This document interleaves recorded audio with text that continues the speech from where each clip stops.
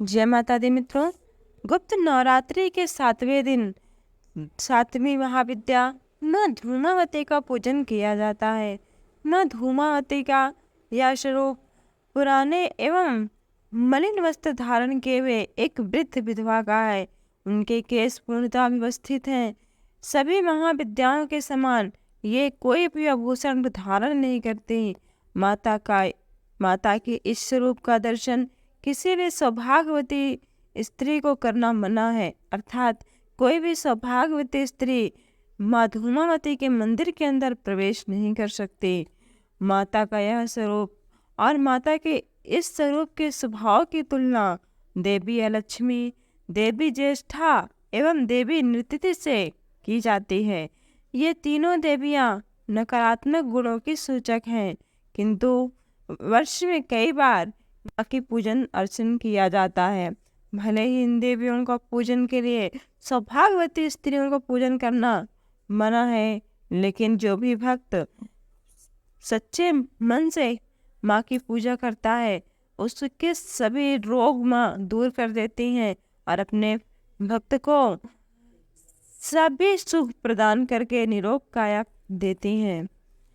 तो आइए जानते हैं कि माँ ने ऐसा स्वरूप क्यों धारण किया।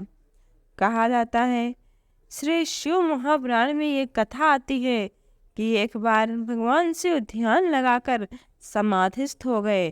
कई हजार वर्षों तक भगवान शिव ध्यान में लगे।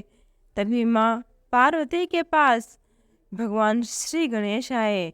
श्री गणेश जी छोटे थे। उन्होंने कहा, हे माँ, हमें कुछ खाने के लिए दो, हमें भूख लगी है। तब गणेश जी को माँ ने कहा, हे बेटा, थोड़ा शांत रहो, अभी हम तुम्हारे भोजन की कुछ व्यवस्था करते हैं। थोड़ी देर बाद श्री कार्तिकेय जी आए। बोले, हे माँ, हमें भी भूख लगी है, हमें भी कुछ खाने को दो।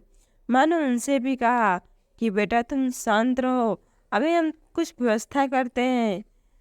फिर माँ की सबसे छोटी पुत्री अशोक सुंदरी आई। उन्होंने कहा, हे माँ, हमें भी कुछ भोजन दो, हमें भूख लगी है। अपने बच्चों के इस प्रकार की करुण विलाप को सुनकर माँ पार्वती भगवान शिव के पास गई। भगवान शिव अभी समाधि में ही लीन थे। माँ पार्वती ने बार बार भगवान शिव से निवेदन किया कि ये स्वामी आप उठिए, बच्चों को भूख बहुत तेज लगी है, उनके भोजन की कुछ व्यवस्था करिए। परंतु माँ के बार बार निवेदन करने पर भी भगवान शिव ने अपनी आंखें नहीं खोली। इधर बच्चे भूख से बार बार विलाप कर रहे थे। तब माँ पार्वती को अत्यंत क्रोध आया और उन्होंने एक लंबी सांस खींची। उन्होंने अपनी सांस से भगवान शिव को अपने अंदर निगल लिया। जब भगवान शिव माँ पार्वती के अंदर चले गए तब माँ का ऐसा भयंकर रूप हो गया, लेकिन माँ ने अपने बच्चों को भरपेट दुग्ध पान करवाया। तब से माँ का यह स्वरूप किसी भी सुहागिन स्त्री को दर्शन के योग्य नहीं माना जाता, क्योंकि इस रूप में माँ ने स्वयं अपने पति को निगल लिया था, परंतु अपने पुत्रों के लिए माँ का यह स्वरूप बहुत ही शुभ एवं लाभकारी माना जाता है। इधर जब भगवान शिव को माँ पार्वती ने निगल लिया तो पूरे संसार में हाहाकार मच गया। सभी देवता माँ पार्वती के पास आए और उनकी स्तुति करने लगे। तत्पश्चात माँ पार्वती का क्रोध शांत हुआ और उन्होंने अपने श्वास से धुआं के द्वारा भगवान शिव को बाहर निकाला।